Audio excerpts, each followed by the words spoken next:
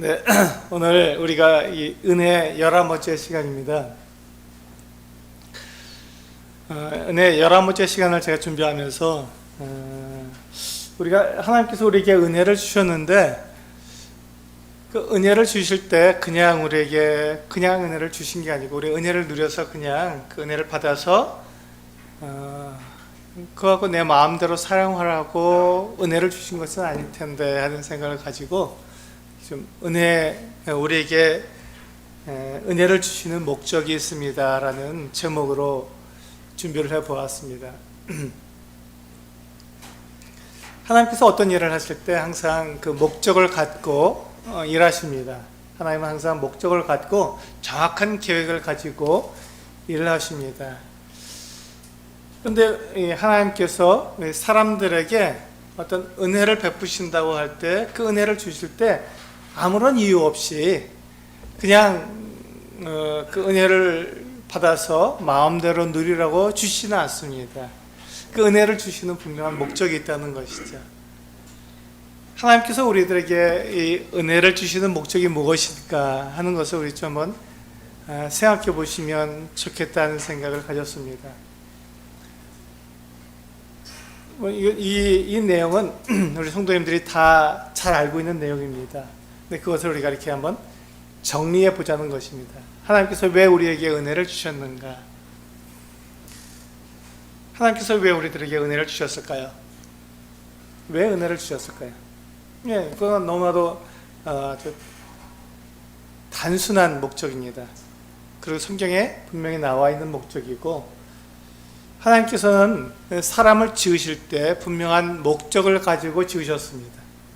사람을 만드실 때 그냥 만드신 것이 아니라 하나님의 형상대로 하나님을 닮은 존재로 사람을 지으셨습니다.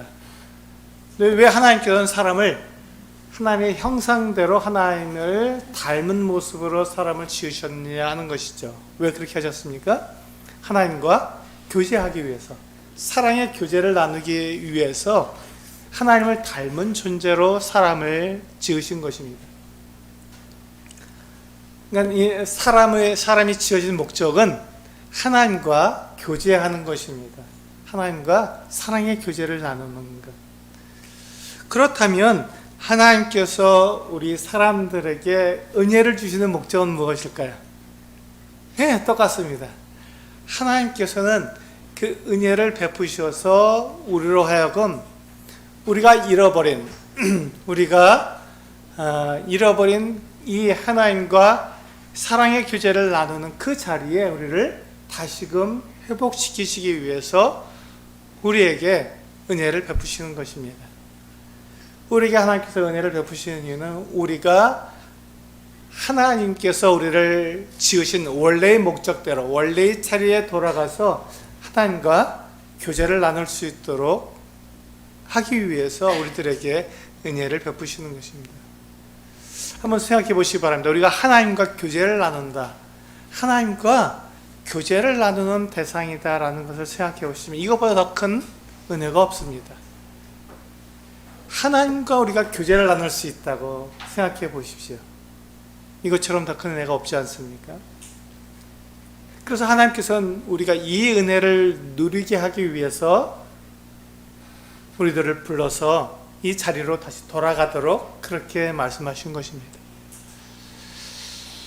근데 우리가 하나님과 교제를 나누지 못하는 그 이유가 뭘까요? 우리가 하나님께서 우리를 지으신 그 목적, 원래의 목적대로 하나님과 교제를 나눠야 되는데 우리가 하나님과 교제를 나누지 못하는 그 이유가 뭘까요? 우리가 죄를 지었기 때문입니다. 우리가 죄를 지었기 때문입니다. 우리가 지은 죄가 무슨 죄일까요? 우리가 지은 죄가 무슨 죄일까요? 사람이 지은, 하나님께로부터 지은 죄가, 하나님께 대해서 사람이 지은 죄가 한마디로 말하면 어떤 죄인가요? 그것은 사람이 하나님처럼 되고자 하는 그 같은 죄입니다.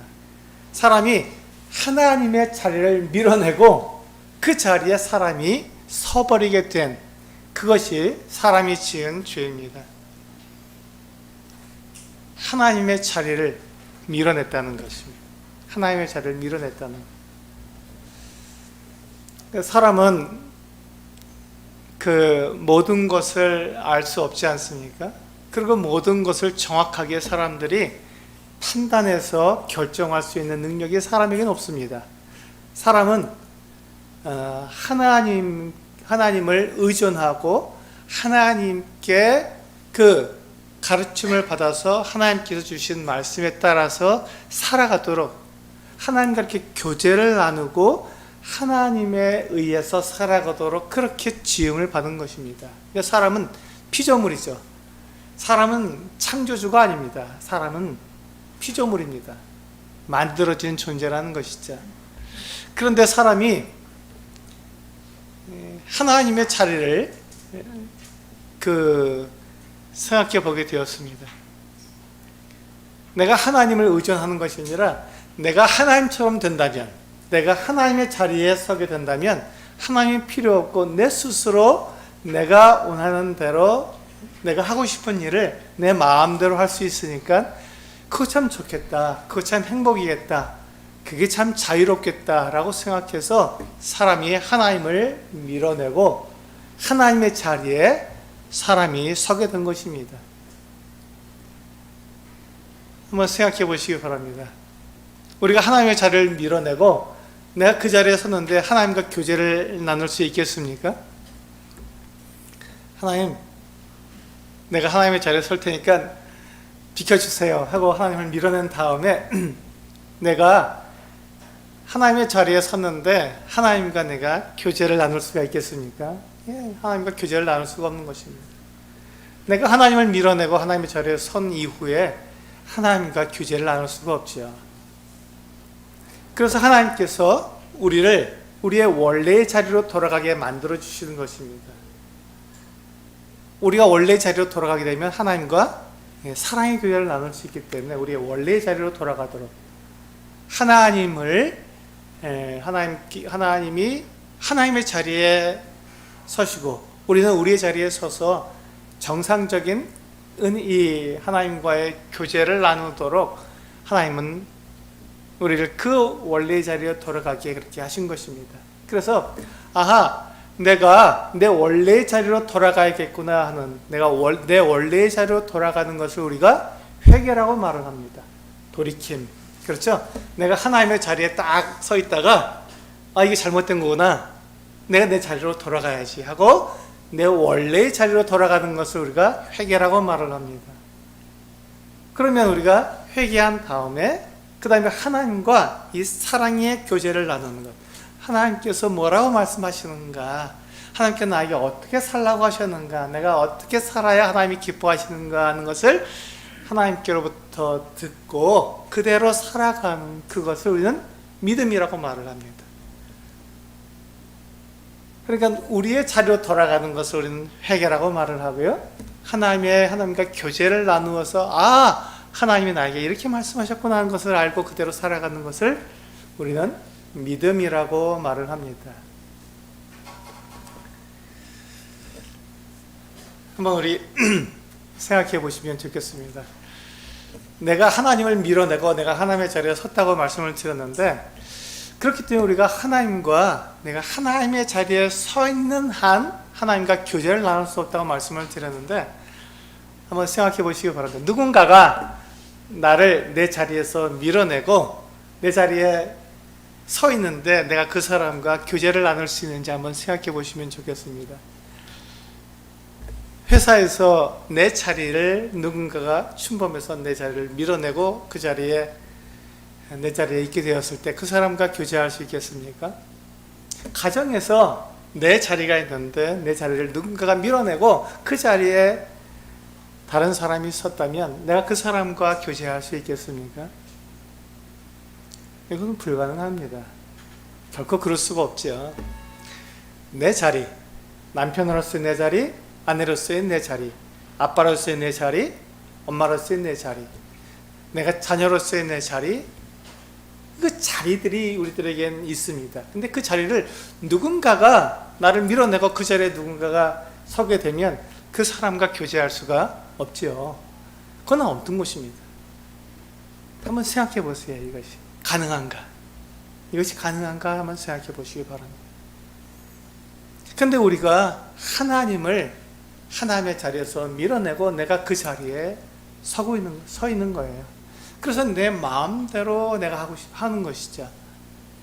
내가 생각하고, 내가 판단하고, 내가 결정하고, 그것이 자유고, 그것이 행복이라고 말을 하는 것입니다. 그런데 정말로 그것이 내가 내 마음대로 하는 것이 정말 나에게 내 자유고 내 행복일까요? 우리 마태복음 9장 36절을 함께 보시겠습니다.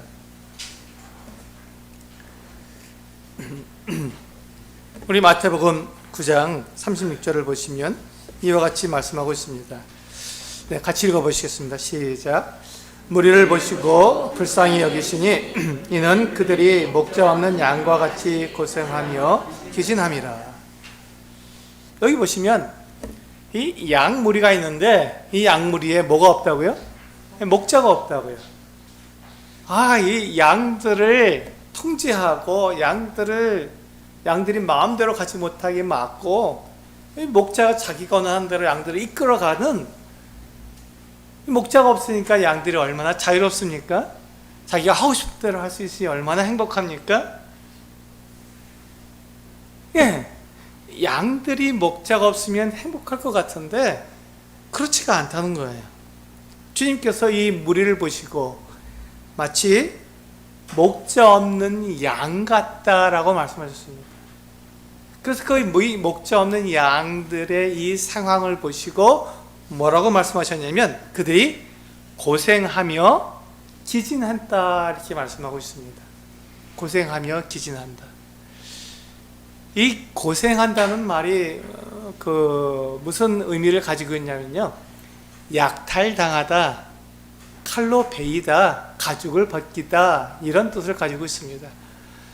이 양떼가 이렇게 있는데 그 목자가 없으면요 이 양들은 약탈을 당하는 것입니다. 그리고 죽임을 당하고요, 그리고 가죽도 벗겨지고, 그런데 그 양들이 자기들의 마음대로 자기들이 가고 싶은 길로 가고 자기들이 하고 싶은 대로 할 수 있다고 해서 이것이 자유라고 말할 수 있겠냐 하는 것입니다. 이것이 행복이라고 말할 수 있겠냐 하는 것이죠. 그렇지 않다는 것입니다. 목자 없는 양떼는 고생하는 거, 약탈당하고 칼로 베임을 당하고 가죽을 벗기는 그런 고생을 하고 있는 것이죠. 마치 목자가 없는 이 무리는 그와 같은 모습이다 하는 것입니다. 그 다음에 이 기진한다는 말은 어떤 의미를 가지고 있냐면 정말 극한 상황에 매달려서 마치 낭떠러지에 떨어질 것 같은 그런 아주 아슬아슬한 상황에 있다는 것입니다. 이 목자가 없는 이 양떼는 그들이 마음대로 할 수 있는 것 같고 자유롭게 살아갈 수 있는 것 같고 내 생각대로 내 원하는 대로 자유롭고 행복하게 살아갈 수 있는 것 같은데 그들의 삶을 주님께서 보시고는 이렇게 말씀하셨다는 것입니다. 고생하며 기진하다 했다고 말씀하신 것입니다. 그래서 그들을 우리 주님께서 불쌍히 여기셨습니다. 그러니까 이 하나님을 떠나서 내 마음대로 하나님의 자리에서 밀어내고 내가 주인이 된 그 같은 상황 속에서 내가 행복할 것 같고 내가 자유로울 것 같지만 오히려 그것이 우리에게 있어서는 고생하며 기진하는 모습이 된다는 것입니다. 목자가 없기 때문에.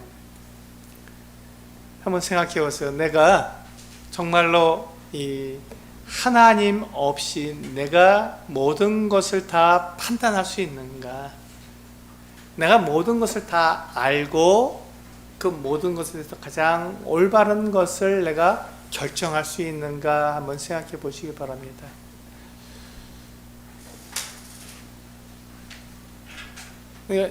우리가 이렇게 그와 같은 것을 양심적으로 우리가 고백해 보면요, 사실 우리는 아무것도 모른다고밖에 고백을 할 수 없습니다.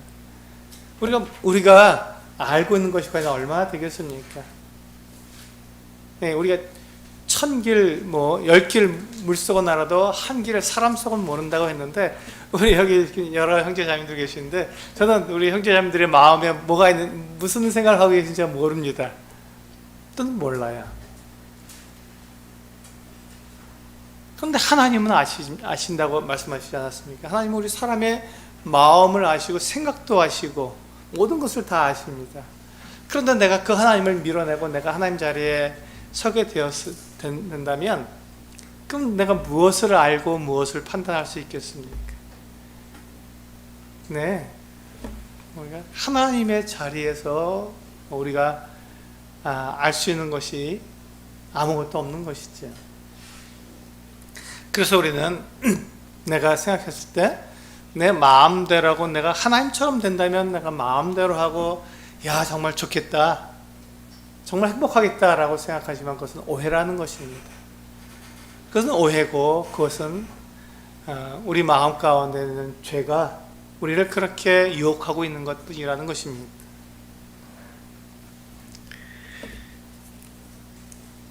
하나님께서 바로 우리들에게 이 은혜를 베푸신 것은 바로 그와 같은 자리, 내가 하나님의 자리에 서 있기 때문에 내가 모든 것을 알지 못하고, 그래서 내가 헤매고 결국 고생하며 많은 그 사나운 짐승들에게 약탈을 당하고 죽임을 당하고 가죽을 벗기는 그와 같은 고생을 하며 정말 극한 상황으로 치달아서 막 떨어져 죽을 것 같은 그와 같은 지지담 속에 있을 때, 그 자리에서 나를 내려오게 하시고 내 자리로 돌아가게 하셔서 목자를 따르는 그와 같은 자리에 나를 가게 하시는, 그래서 내가 안심하고 내가 보호받고, 우리 시편 23편에서 주님께서 말씀하신 것처럼 나를 쉴만한 물고로 또 푸른 초장으로 나를 인도하시는 그 목자를 따라갈 수 있도록, 그렇게 나에게 내가 있어야 할 그 자리에 나를 돌아가게 하신 그 같은 은혜를 내게 베푸셨다는 것입니다. 근데 이것이 왜 은혜입니까? 원래 우리가 하나님을 이렇게 하나님의 자리에서 밀어내고 내가 그 자리에 서게 되면 이것은 너무나도 끔찍한 죄이기 때문에 우리가 원래 우리의 자리로 돌아갈 수 없는 그와 같은 존재가 아니겠습니까? 하나님을 밀어내고 내가 그 자리에 내가 서게 되었다면 결코 하나님과 교제할 수 있는 그와 같은 대상이 될 수가 없는데, 하나님께서 은혜를 베푸셔서 나를 다시 내 원래의 자리로 돌아가게 하셔서 하나님과 영원한 이 사랑의 교제를 나누게 그와 같은 기회를 주셨기 때문에 그것이 은혜라는 것입니다. 내가 원래의 자리로 돌아가서 하나님과 사랑의 교제를 나눌 수 있게 된 것, 이것이 바로 은혜이죠. 내가 멸망할 수밖에 없었는데 다시 돌아올 수 있게 되었구나. 내가 하나님의 이 같은 사랑, 하나님의 보호하심을 내가 받게 되었구나. 이것이 바로 은혜가 되는 것이죠. 우리는 하나님께서, 주님께서 나에게 그와 같은 사랑을 베푸시고 나에게 은혜를 베푸시는 것을 우리 요한복음 10장에서 주님이 얼마나 선한 목자인가를 우리는 보면서 알 수가 있습니다. 주님께서 정말로 나의 목자가 되어서 사꾼처럼 나를 갖다가 이용해 먹고 나를 이렇게 강압하고 그 같은 분인지, 나를 정말로 사랑하시는 분인지가 바로 요한복음 10장에서 분명하게 나타나 있습니다. 우리 1절부터 5절까지 말씀을 먼저 보시겠습니다.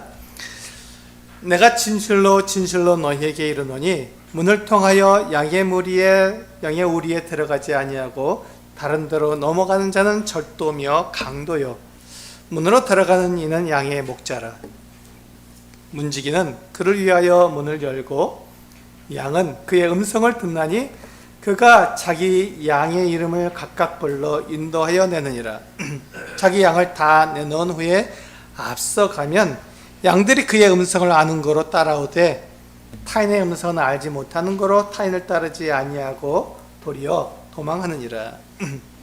여기 보시면 이 목자는 어떠한 목자냐면 우리를 아는, 또 우리를 인도하기 위해서 정상적으로 그 문으로 들어가, 양의 우리의 문으로 들어가서 우리를 정상적으로 인도해 주는 그와 같은 그 목자라는 것입니다. 그래서 참 놀라운 것은요, 목자가 양의 이름들을 다 알고 그 양들을 불러낸다는 것입니다. 또 한 가지, 양들이 이 목자의 음성을 안다는 것이죠. 그래서 다른 사람의 목소리가 들릴 때는 따라가지 않습니다.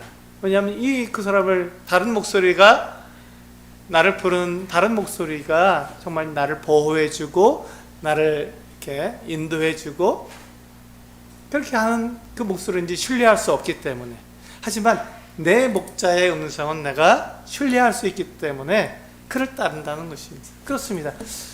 하나님은 우리로 하여금 은혜를 베푸셔서 우리의 그 하나님을 밀어내고 선 그 자리에서 내가 다시 나의 원래 자리로 돌아가서 그 주님의 음성을 듣고 따라가도록, 이 놀라운 주님의 양떼로서 주님께서 보호하고 인도하는 그 같은 사랑의 양떼가 되도록 그렇게 은혜를 베풀어 주신 것입니다. 이것이 우리에게 은혜를 베푸신 목적입니다. 우리가 은혜를 받았으니 이제 내 마음대로 내가 이제 구원을 받았으니 이제 내 마음대로 내가 하고 싶은 대로 마음대로 살려고 우리에게 은혜를 베푸신 것이 아니라 우리의 원래 자리로 돌아가서 나를 인도하시는 그 주님의 음성을 듣고 그 음성을 따라가는 자가 되게 하기 위해서 우리에게 은혜를 베푸신 것입니다.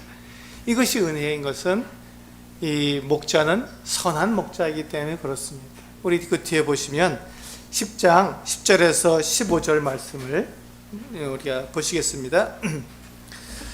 여기 보세요. 10절에 보시면 도둑이 오는 것은 도둑질하고 죽이고 멸망시키려는 것뿐이요, 목자가 없으면 목자 없는 양들에게는 바로 도둑이 이와 같은 일을 하죠. 와서 죽이고 도둑질하고 죽이고 멸망시키는 일을 하는 것이 도둑이 하는 일입니다. 그건 참 목자가 아니기 때문에 그렇게 하는 것이죠. 빼앗아가는 것입니다. 그런데 내가 온 것은, 참 목자이신 주님께서 오신 것은 양으로 생명을 얻게 하고 더 풍성히 얻게 하려는 것이라. 보세요. 11절, 나는 선한 목자라. 선한 목자는 양들을 위하여 목숨을 버리거니와. 주님은 이와 같이 우리들에게 분명하게 약속해 주셨습니다. 나는 선한 목자라고 주님께서 말씀해 주셨습니다. 그리고 그 선한 목자는 어떠한 표징을 갖고 있냐면 양들을 위해서 목숨을 버리는 그 어떤 표징을 가지고 있습니다.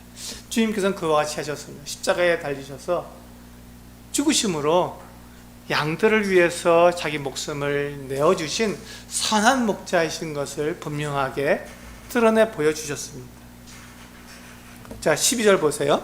삭구는 목자가 아니요 양도 제 양이 아니라 이리가 오는 것을 보면 양을 버리고 달아나나니 이리가 양을 물어가고 또 해치느니라. 보세요. 목자 없는 양은 이와 같이 되는 것입니다. 고생하고 기진하는 것입니다. 약탈당하고 가죽이 벗겨지고 죽임을 당하고 낭떠러지에 몰려가는 이와 같은 모습이 되는 것이죠. 거기가 어딘지도 모르고 달려가는 것입니다. 그런데 13절에 보시면 달아나는 것은 그가 삭군인 까닭에 양을 돌보지 아니함이나 14절, 나는 선한 목자라. 주님은 선한 목자이십니다. 나는 내 양을 알고 양도 나를 아는 것이 아버지께서 나를 아시고 내가 아버지를 아는 것 같으니 나는 양을 위하여 목숨을 버리노라. 이게 선한 목자의 표징입니다. 선한 목자의 표징이 바로 이것입니다. 양들을 위해서 자기 목숨을 버리는 목자, 자기 목숨을 위해서 양을 버리고 도망가는 삭군이 아니라 양들을 위해서 자기 목숨을 버려서 양들을 지키는 그가 바로 선한 목자인 것입니다. 주님은 이와 같은 선한 목자이심을 말씀해 주셨고 이 말씀대로, 이 약속대로 지키셨습니다. 그래서 이 양떼를 위해서 자기의 목숨을 버리시고 양들을 보호하시고 그 멸망에서 생명을 얻도록 인도해 주신 것입니다.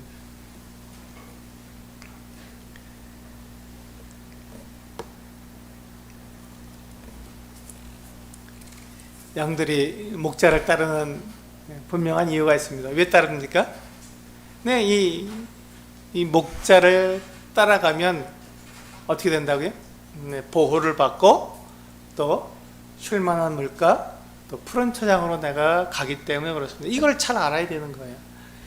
이거를 알면 그 목자, 나를 보호하고 나를 쉴만한 물가로, 나를 푸른 초장으로 인도해가는 그 목자의 음성을 기억하는 것이죠. 그래서 그 목자의 그 음성을 알아듣고 따라가는 것이죠. 그런데 이 사꾼이, 이 가끔 도둑이 듭니다. 이 양우리에 들어서 양들을 불러가서 데리고 가려고 그러죠.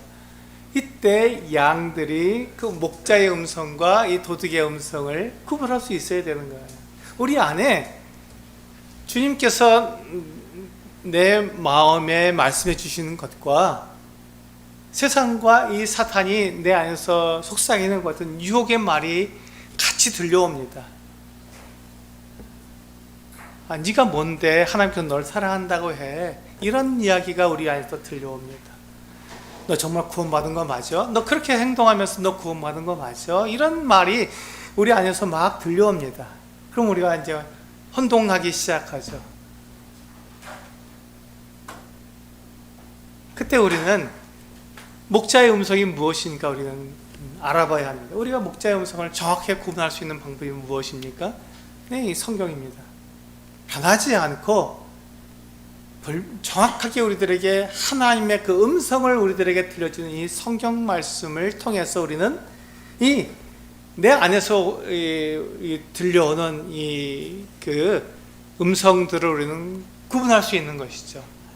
이것이 목자의 음성인지 이것이 도둑의 음성인지 우리는 구분할 수 있어야 합니다. 성경은 우리들에게 그것을 분명하게 말씀해 주고 있는 것이죠.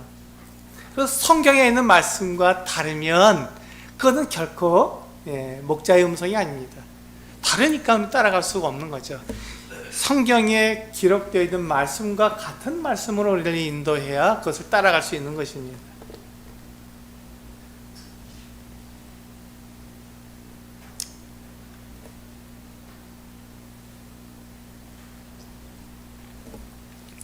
주님께서는 우리들을 위해서 자기 목숨을 버리시는 그 어떤 사랑을 하시는 분이라고 우리에게 말씀해 주고 있습니다. 정말 그럴까요? 우리는 그것을 어떻게 알 수 있습니까? 성경을 통해서 우리는 알 수 있는 거예요.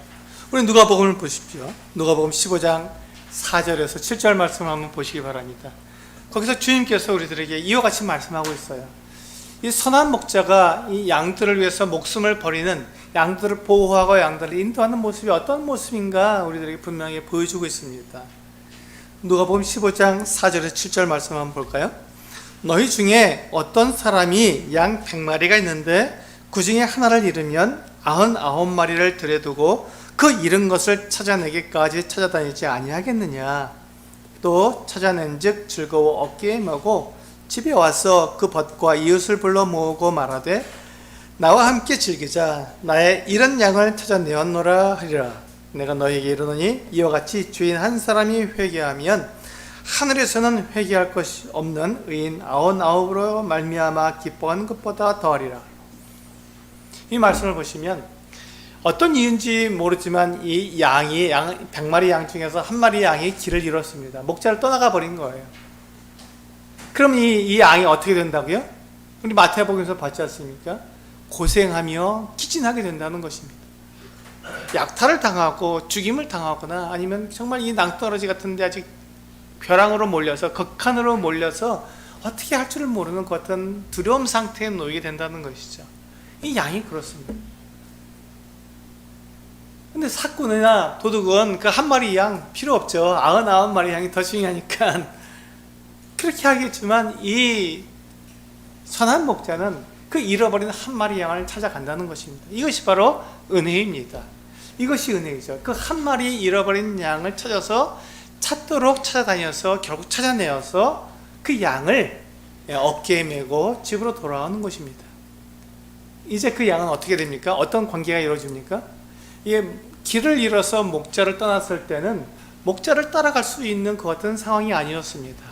자기 마음대로 갈 수밖에 없고 자기 결정에 따라 갈 수밖에 없는데 그 길이 올바른 길인지 그 길이 멸망의 길인지 결코 이 양은 그것을 알 수가 없습니다. 불안하고 두렵고 떨리는 것이죠. 바로 그렇게 목자의 음성을 따라갈 수 없는 그 상태가 된 그 사람들을 목자가 찾아오셔서 끝까지 찾아내어서 그 잃은 양을 찾아서 다시금 원래의 상태로 돌이킨다는 것입니다. 원래의 상태로 돌아오게 하는 것이, 이것을 회개라고 말씀하고 있지 않습니까? 원래의 상태로 돌아오는 것, 내 원래의 자리로 돌아가는 것.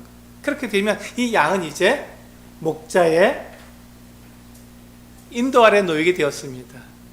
자기 마음대로 가는 것이 아니라 목자가 이리 오렴 그럼 글로 가는 것이에요.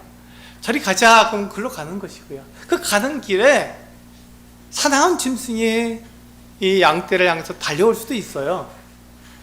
그리고 그 길이 낭떠러지를 지나가는 그 같은 길이 될 수도 있습니다. 그런데 우리가 그것을 두려워하지 않는 이유가 뭐죠? 이 목자는 선한 목자이기 때문에 그렇습니다. 그때 이 사나운 짐승들이 달려들 때 그 주의 지팡이와 막대기가 보호하고 안심시켜 주신다는 것입니다.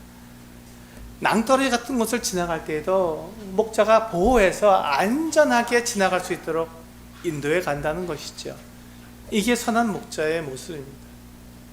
그렇기 때문에 이 양이 어떻습니까? 지금 그렇게 잃어버린 상태에서는 그가 목자를 따라갈 수 있는 것 같은 상황이 되지 못했지만 이제 그가 목자가 찾아내어서 다시 원래의 상태로 돌아오게 되었을 때 이제 그는, 이 양은 어떤 상태가 됩니까? 목자를 따라갈 수 있는 상태가 된 것입니다. 이게 은혜입니다. 이것이 우리가 바로 그 같은 상태에 있는 것이죠. 우리가 바로 그 같은 상황에 있는 것입니다.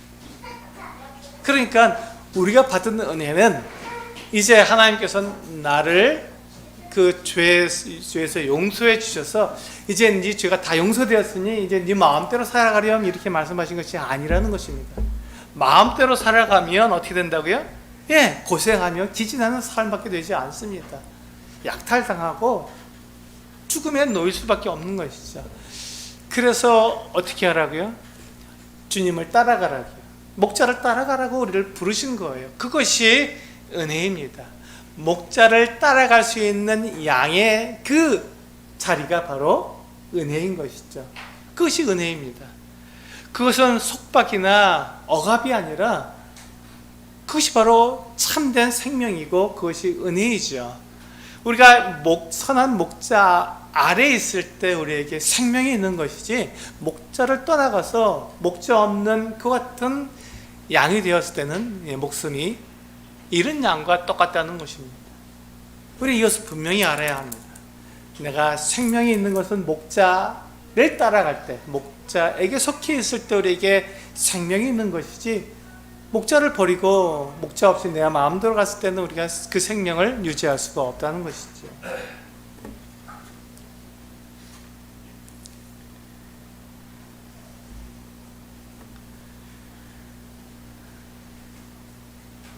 그렇습니다. 우리가 주님을 떠난 상황에서는 주님을 따라갈 수가 없습니다. 내가 하나님의 자리에 서 있는 동안은 하나님과 교제할 수가 없습니다. 내가 하나님처럼 되어서는, 내가 내 인생의 주인이 되어서는 결코 하나님이 내 주인이 될 수가 없는 것이죠.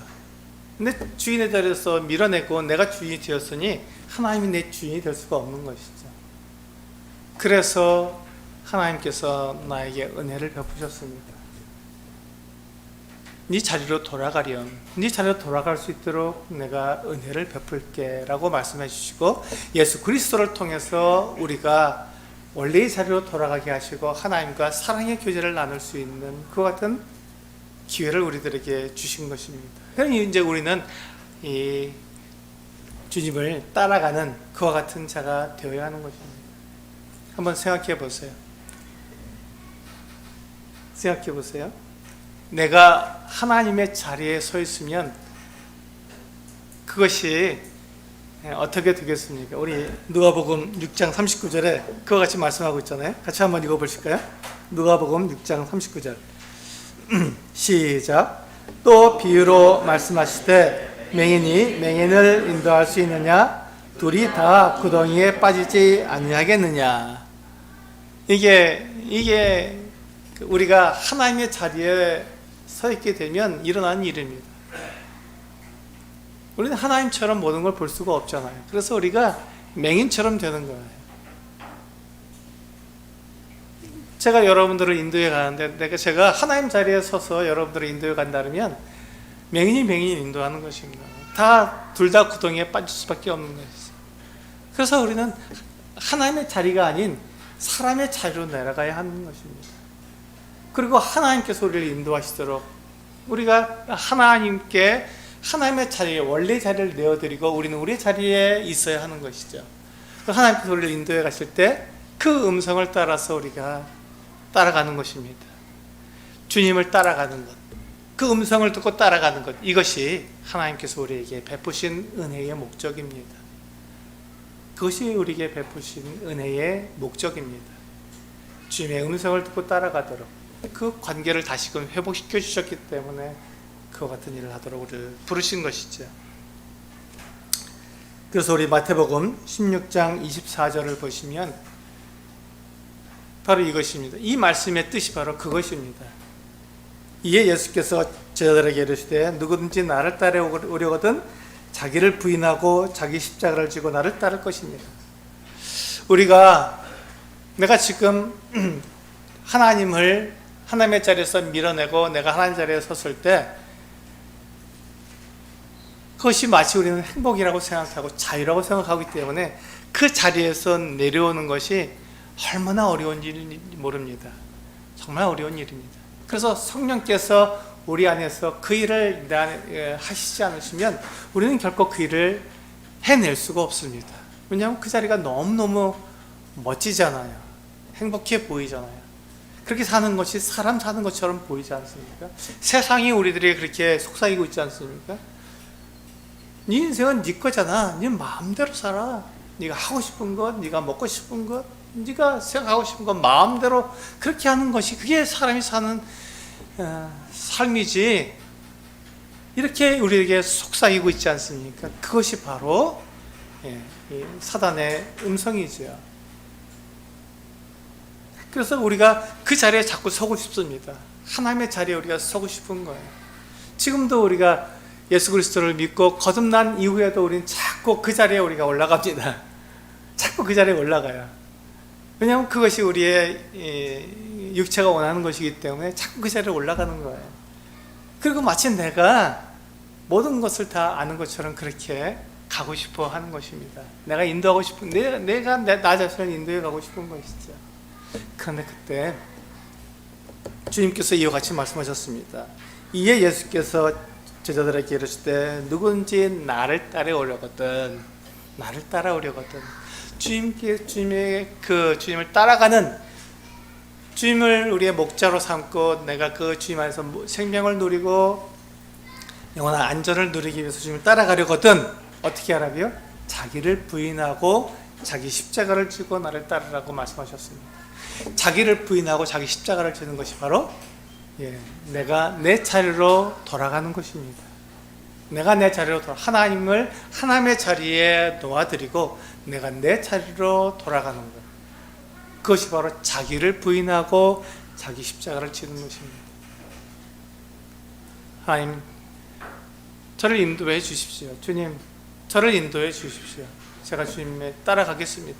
제가 제 안에서 나오는 이 여러 가지 음성들을 제가 구분해서 정확하게 주님의 음성을 따라갈 수 있도록 저에게 지혜를 주시고 분별력을 주십시오 하고 기도하고 주님을 따라가는 것입니다. 주님의 음성이 과연 무엇인지 내가 정확히 알 수 있도록 주님 그 분별력을 허락해 주시옵소서. 내가 성경을 읽을 때 이 성경이 나를 인도하는 그 분명한 말씀인 것을 내가 알고 그것을 믿고 따라갈 수 있도록 주님 저에게 이 하나님의 말씀을 분명한 믿음으로 받아들일 수 있도록 주님 저에게 어떤 믿음을 허락해 주십시오라고 기도하면서, 그것이 바로 자기를 부인하는 것입니다. 내가 모든 것을 할 수 있고 나는 모든 것을 다 알 수 있고 내가 이제 믿었으니 내 마음대로 살아도 된다고 하는 것이 바로 자기의 삶입니다. 근데 그 자기를 부인하고 자기 십자가를 지고 나는 이제 죽었으니 주님께서 나를 인도해 주십시오 하고 주님을 따라가는 것, 그것이 바로 주님 안에 있는 생명을 내가 누리고자 하는 것, 그것이 바로 자기를 부인하고 자기 십자가를 지고 주님을 따르는 길입니다. 그렇다면 이제 우리는 어떻게 해야겠습니까? 이제 우리는 우리의 자리로 돌아가야 합니다. 그렇습니다. 우리는 이제 예수 그리스도를 믿었을 때 우리 자리로 돌아갔습니다. 거기서 멈추면 안 된다는 것이죠. 거기서 멈추는 것이 주님의 목적이 아니라는 것이죠. 우리의 은혜를 베푸시는 목적이 아니라는 것이죠. 거기서 멈추지 말고 주님의 음성을 듣고 따라가라는 것입니다. 주님, 제가 이와 같은 때는 어떻게 해야 합니까? 라고 주님께 묻고 주님의 그 인도하심을 따라 내가 가라는 것입니다. 주님께서 무엇으로 말씀해 주신다고요? 이 성경을 통해서 우리에게 말씀해 주신다. 그냥 내 생각이 아니라 내게 떠오르는 그 생각, 그것이 중요하지 않습니다. 이렇게 하면 되겠지, 저렇게 하면 되겠지, 그것이 중요한 것이 아닙니다. 성경이 무엇을 말씀하고 있는가가 중요한 것이, 이것이 바로 주님의 음성이기 때문에 그렇습니다. 이게 주님의 말씀이기 때문에 이 성경 말씀과 다른 것은 다른 음성이기 때문에 다른 사람 쫓아가면 안 되죠. 양들이 목자가 아닌 다른 사꾼이나 이 도둑의 음성을 따라서 가면 안 되지 않습니까? 그래서 우리는 하나님 말씀에 따라서 우리는 살아가야 하는 것입니다. 하나님 말씀에 따라서 내 생각엔 이래도 좋고 내 경험엔 이래도 좋지 않을까 하는 이 같은 것들은 버리고, 그것이 자기를 버리는 것입니다. 그걸 버리고 자기 십자가를 지고 주님을 따르라고 우리에게 말씀해 주셨습니다. 우리가 주님을 따르는 것은 정말 놀랍고 영광스러운 일입니다. 이것보다 더 영광스러운 일이 없습니다. 이것보다 더 큰 은혜가 없는 것이죠. 왜냐하면 그 안에 생명이 있고 그 안에 안전이 있고 그 안에 보호가 있기 때문에 그렇습니다. 주님은 만왕의 왕이시며 만주의 주님이십니다. 그래서 그분을 따라가는 것은 정말 놀라운 일입니다. 오늘 아침에 우리가 굴기의 시간에 대통령이 우리를 불러도 우리가 영광스러울 텐데 이 만왕의 왕이시며 만주의 주이신 이 주님께서 우리를 부르셨다는 것이 얼마나 영광스러운가 하는 얘기를 나눴습니다. 그렇습니다. 그렇잖아요. 만왕의 왕이시며 만주의 주가 되신 그 하나님께서는 나를 부르셔서 내 이름을 알고 나를 부르셨다는 것, 생각만 해도 너무나도 막 전율이 있지 않습니까? 하나님이 나를 아신다. 정말 놀라운 일이죠. 그래서 하나님께서는 우리의 실수와 잘못을 다 용서하시고 우리를 우리의 자리로 돌아가게 하셨습니다. 이게 우리가 받은 은혜잖아요. 그 은혜가 분명한 목적을 가지고 있는데 지금 우리를 원래의 자리로 돌아가게 하신 것, 하나님과 교제를 나누게 하신 것은 주님을 따르게 하기 위해서, 주님을 따라가게 하기 위해서 우리를 그 은혜의 자리에 놓아주셨다는 것입니다. 만약에 우리가 주님을 믿었는데, 예수 그리스도를 믿고 우리가 원래의 자리로 돌아가는데, 회개해서 원래의 자리로 돌아갔는데 아직 주님을 따라가지 않고 있다면 그것은 아직 믿음의 여정이 시작되지 않은 것입니다. 그것은 아직 믿음의 여정이 시작되지 않은 거예요. 그런데 참 놀랍게도요, 우리가 이제 그 음성을 듣고 내가 한 걸음씩 가고 있다면 그것이 작은 복이라 할지라도, 그것이 정말 이 길 맞나 할 정도로 그 같은 길을 할지라도 그 길은 이미 믿음의 여정에 우리가 들어선 것입니다. 그래서 우리가 은혜를 받았으면 그 은혜를 누려야 합니다. 주님께서 우리에게 주시고자 하는 그 목적대로 이제 주님을 따라가는 그 놀라운 은혜를 우리가 누려야 하는 것입니다. 주님께서 자신을 희생하셔서 우리에게 주님을 따를 수 있도록 주신 이 은혜의 선물을 우리가 받은 사람들이기 때문에 이제 그 은혜를 우리가 누리면서 주님을 따라가는 우리 성도님들 되시기를 원합니다. 기도하시겠습니다.